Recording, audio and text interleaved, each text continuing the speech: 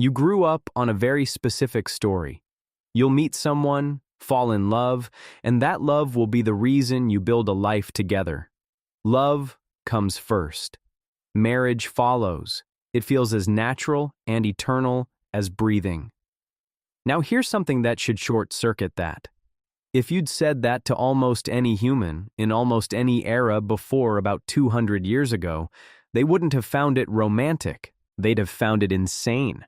Marrying for love wasn't the dream. It was closer to a warning, a reckless, borderline anti-social thing to do. For nearly all of human history, love was not the point of marriage. It was, at best, a lucky bonus, and at worst, a dangerous distraction from what marriage was actually for.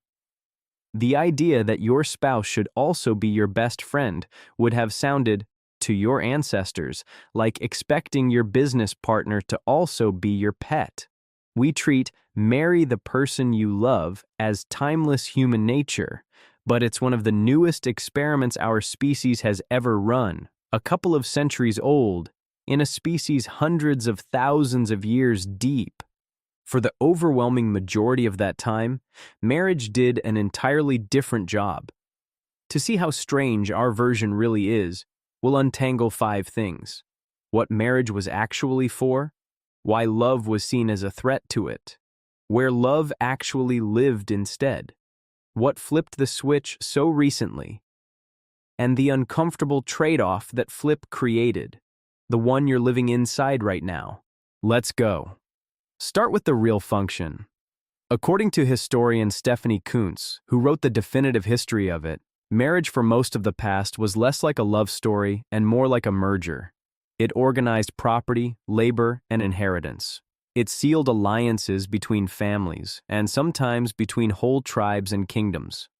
Her sharpest line is that the more she studied it, the more convinced she became that marriage was invented largely to get in-laws, to turn potential strangers or enemies into relatives with a shared stake. One of the oldest Anglo-Saxon words for wife literally meant peace weaver, and the machinery around it was nakedly economic. In many societies, a bride came with a dowry, wealth transferred with her, while in others, a groom's family paid a bride price for her. Whole negotiations, contracts, and family strategies were built around who married whom. The dowry a man received could be the single biggest financial event of his life before his parents died. This wasn't two hearts choosing each other. It was two families deciding their interests lined up, and the couple were the knot that tied the deal. Your ancestors didn't ask, "Do I love them?" They asked, "What do their parents own, and will this stop a war?" Which raises an obvious question. If marriage was this serious economic machine, where did love fit? The answer is brutal. For a long time, love wasn't just irrelevant to marriage. It was seen as a hazard to it. Here's the part that really breaks the modern brain. In many past societies, basing a marriage on romantic love wasn't sweet. It was seen as foolish, unstable, even subversive. The logic was cold, but consistent. If marriage exists to bind families and manage property, then a young person following their heart could wreck a carefully arranged alliance, insult a powerful family, or hand the next generation's wealth to the wrong household. Parents could disown children for it. In some places and times, marrying purely for love was treated as almost an act of rebellion against the family itself. Love was the wild card that could burn the whole arrangement down, and people were suspicious of the feeling itself. The ancient Greeks often treated lovesickness as a kind of madness. Medieval writers described romantic love as a derangement of the mind, a temporary illness, not a foundation you'd build a household on. Falling in love before a wedding was, historically, roughly as reassuring as your accountant announcing they'd made a gut decision. So love was benched for thousands of years. But here's the thing. That doesn't mean people didn't feel it. They absolutely did. So where did all that romantic passion actually go? Here's the twist most people miss. The claim was never that ancient humans didn't feel romantic love. Of course they did. You can't read old poetry and songs without tripping over heartbreak and longing. The point is that love and marriage were treated as two separate tracks, and for most of history, it was almost naive to expect them to be the same thing. Passion was for poems, affairs, and forbidden longing. Marriage was for property, children, and alliances. In the medieval European tradition of courtly love, intense romantic devotion was famously idealized as something that happened outside of marriage, often for someone you couldn't have. The message baked into the culture was clear. Love is a beautiful, dangerous fever, and you certainly wouldn't be foolish enough to organize your household finances around it. So for most of human history, expecting your spouse to also be your grand passion wasn't romantic. It was a category error, like expecting your landlord to also be your soulmate. Love got the poetry, marriage got the paperwork. Everyone understood these were different departments, which makes the real question sharper than ever. What changed so recently that we shoved those two separate tracks together and demanded they be one?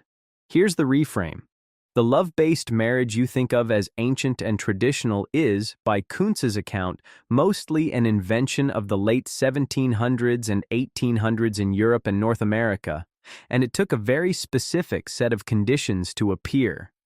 Two big things shifted. First, Enlightenment ideas put the individual and the radical notion of a personal pursuit of happiness at the center of life. Suddenly, your own feelings were seen as something that mattered, even in big decisions.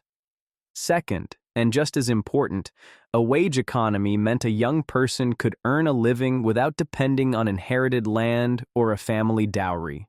Cities were filling with people working for money.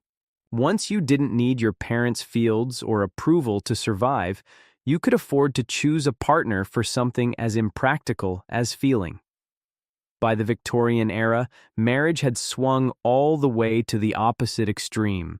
Now it was supposed to be a near mystical union of soulmates. Even the rituals we call timeless were often invented in this window. When Queen Victoria walked down the aisle in a white gown, she more or less created an overnight tradition people still copy today.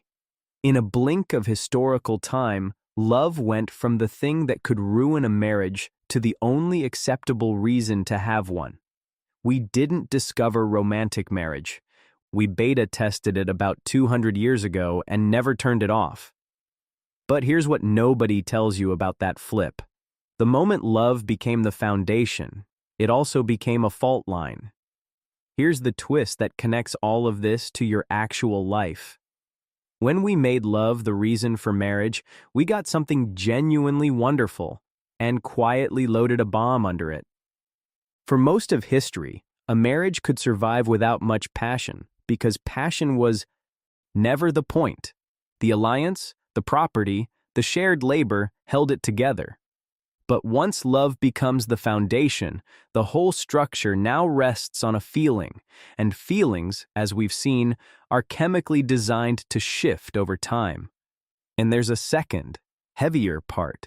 In the old model, your emotional and practical needs were spread across a whole web: extended family, neighbors, community, a division of labor everyone understood. Modern romance quietly collapsed all of that onto one person. We now ask a single human to be our lover, co-parent, best friend, financial partner, therapist, and emotional everything, a job description no previous era ever dreamed of handing to one individual.